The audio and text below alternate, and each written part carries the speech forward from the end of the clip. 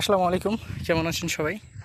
আশা করছি সবাই ভালো আছেন। আলহামদুলিল্লাহ আমরাও আপনাদের দোয়ায় এবং ভালোবাসায় আল্লাহর রহমতে আলহামদুলিল্লাহ মোটামুটি ভালো আছি। তো দেখতে পাচ্ছেন আপনাদেরকে নিয়ে চলে আসছি পদ্মা নদীর চর এলাকায় বা পদ্মা নদীর চরে। তো আজকে আপনাদেরকে দেখাবো এখানকার গরুগুলো কেমন দামে কিনতে পারবেন এবং কী পরিমাণে গরু আছে সব কিছু জানতে পারবেন আমাদের এই ভিডিওটির মাধ্যমে। আসলে বিশেষ করে আপনাদেরকে আজকে আমরা দেখানোর চেষ্টা করছি আমাদের এই ভিডিওটির মাধ্যমে। দেখতে পাচ্ছেন বিশেষ করে গরুগুলা।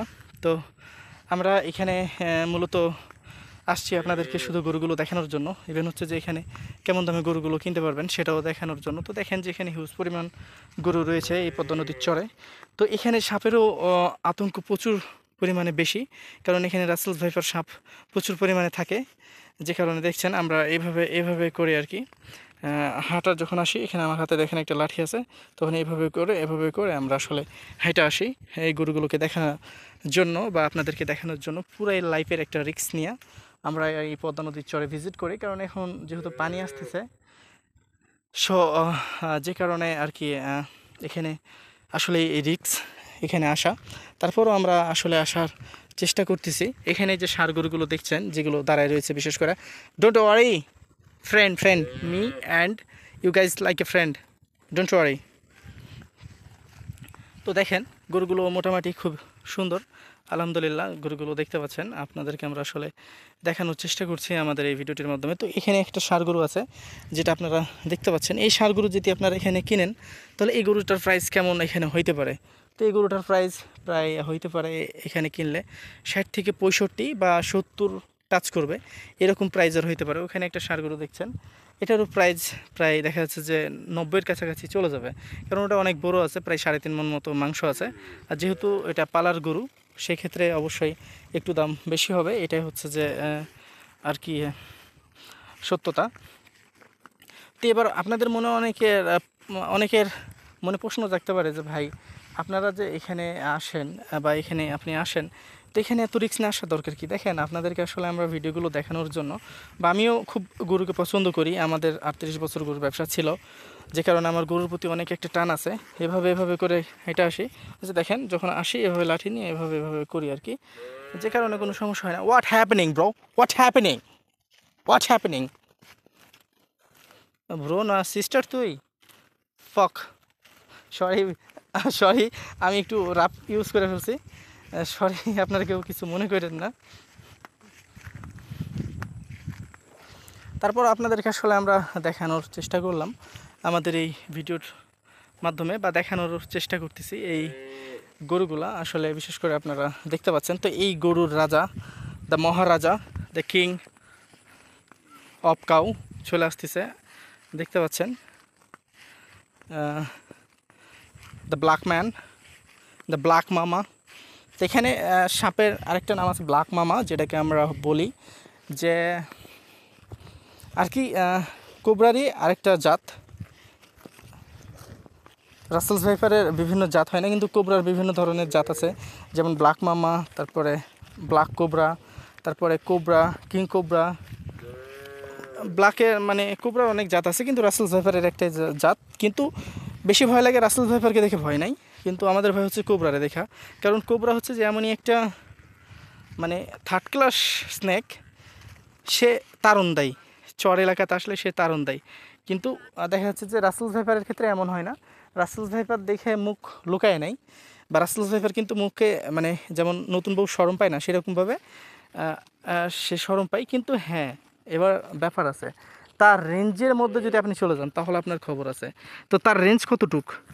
তার রেঞ্জ হচ্ছে যে 2 হাত বা 2.5 হাত, 2 থেকে 2.5 হাতের মধ্যে আপনি কখনোই ওর পাশে যাবেন না, কারণ সে 2 থেকে 2.5 হাত পর্যন্ত সে লাফ দিতে পারে। তো আপনি সারাক্ষণ চেষ্টা করবেন 3 হাত দূরে থাকার। 3 হাত দূরে থাকলে কী হবে, সে লাফ দিতে পারবে না এত দূর। আর সে কিন্তু আপনাকে দেখে লুকাই নেবে, কিন্তু তার লুকানোর মধ্যেও কিন্তু থিঙ্ক আছে। সে যখন লুকাই নেবে, সে সর্বোচ্চ মনে করেন যে ব্রাইটের প্রস্তুতি মানে প্রস্তুতিটা আর কি নিয়ে যায়, বা আপনাকে অ্যাটাক করবে সে প্রস্তুতি নিয়ে ফেলে, কারণ আপনাকে অ্যাটাক করতে হবে। কারণ সে মুখ লুকিয়ে সে ভাবে যে তাকে অ্যাটাক করব, সে যদি আমার রেঞ্জের মধ্যে আসে। তো এই তো হচ্ছে আর কি নিয়ম, বা এই তো হচ্ছে আর কি রাসেলস ভাইপারের বিষয়টা। আর কোবরার বিষয়টা হচ্ছে আপনাকে আপনাকে তাড়ন দিব, কামড়াইতে পারুক আর না পারুক, তাড়ন দিব। কিন্তু কোবরা সাপে সবসময় ফলস বাইট করে, কারণ সে এত রাগ তার বেশি, যে কারণে সে ফলস ব্রাইট করে। এবার বলতে পারেন ভাই আপনি এত কিছু জানেন কি, আপনি কি স্ন্যাক রেস্কিউয়ার?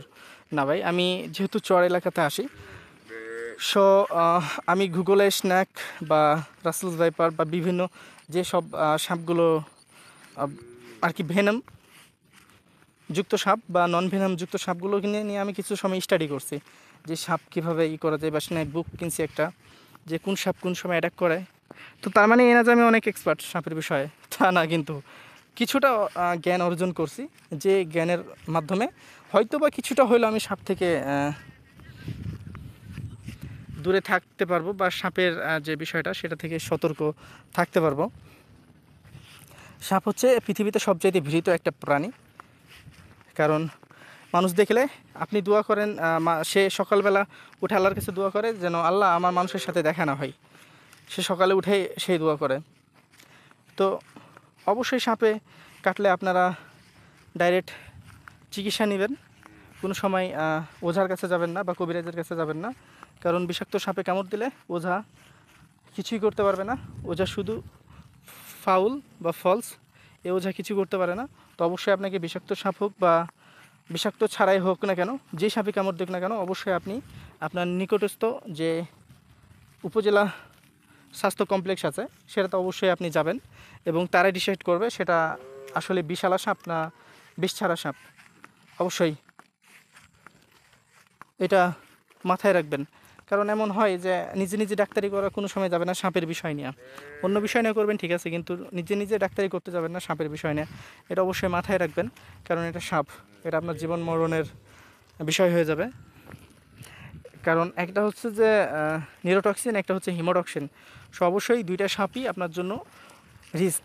আমাদের বাংলাদেশে আর কি যে দুইটা সাপ কমন থাকে আর কি, নিউরোটক্সিন এবং হিমোটক্সিন বিষ আর কি, তারা আর কি রিলিজ করে থাকে যখন একজন মানুষ হোক বা যে কোনো জিনিস হোক না কেন, সে যখন ব্রাইট করে সে বিষটা সে আর কি প্রয়োগ করে থাকে। তো অবশ্যই আপনার ধ্যান রাখা উচিত, সাপে কামড়াইলে অবশ্যই আপনি একটু রিল্যাক্স থাকার চেষ্টা করবেন, এমনভাবে ভাব করবেন যেন আপনার কিছু হয় নাই, তাহলে আপনি সবচাইতে ভালো থাকতে মানে আপনার কিছু হবে না। আপনি যত বেশি আপনার হার্টবিট বাড়বে, আপনার ব্লাড সার্কুলেশন বাড়বে, আর ব্লাড সার্কুলেশন বাড়ার কারণে আপনার শরীরে রক্ত চলাচল 2 গুণ পরিমাণে বেড়ে যাবে, আপনার বিপি হাই হয়ে যাবে, বিভিন্ন ধরনের। তারপরে আপনি আপনার হার্ট অ্যাটাক করে আপনি মারা যাবেন। সাপের বিষয় না, আপনি হার্ট অ্যাটাক করে ফ্রাস্ট্রেশনে মারা যাবেন। সো অবশ্যই ফ্রাস্ট্রেশন করবেন না, টেনশন ফ্রি থাকবেন। সাপে কামড়ালে যতটুকু পারবেন ইজিলি থাকার চেষ্টা করবেন। আপনি ভাববেন যে আপনার কিছু হয়নি, আপনাকে সাপে কামড় দিছে, ঠিক আছে। সো এটার চিকিৎসা আছে, এটার আর কি অ্যান্টিভেনাম আছে। সো অ্যান্টিভেনাম আপনার শরীরে পুশ করতে পারলে আপনি বেঁচে যাবেন ইনশাআল্লাহ। তো যাই হোক, আল্লাহ আমাদের সবাইকে হেফাজতে রাখুক বা আমাদের হেদায়েত দান করুক, এটাই আমরা দোয়া করি। আমাদের চ্যানেলের জন্য আপনারা দোয়া করবেন। আর যারা আমার সাথে কথা বলতে চাচ্ছেন তারা চাইলে আমার সাথে কথা বলতে পারেন। আমার নাম্বারটি হচ্ছে 0171605437 এটি হচ্ছে আমার হোয়াটসঅ্যাপ, ইমো, অফলাইন অনলাইন, যেভাবে ইচ্ছা সেভাবে আমার সাথে কথা বলতে পারবেন। আর আমি যে জায়গাটিতে এখন ভিডিও বানাইতেছি এই জায়গাটির নাম হচ্ছে পদ্মা নদীর চর, জেলা চাঁপাইনবাবগঞ্জ, উপজেলা শিবগঞ্জ। এটা হচ্ছে যে পদ্মা নদীর মিডিল স্পট, আর এটা হচ্ছে যে একদম বর্ডারের পাশে। আর আপনারা দেখতে পাচ্ছেন, এই মিয়া ভালো আছো নি? কি তোমার মাছ? রাসেল, ওখানে কি মাছ না দুধ? এমনি? তুমি রাখাল না গরু আছে তোমার? কয়টা গরু চড়েছ? ও, এটা সার বেচবা না? এটা বেচবা না? কখন বেচবে? ঈদে 4-5 মাস থাকবে আরো। গরু বেচা কিনা হয়েছে?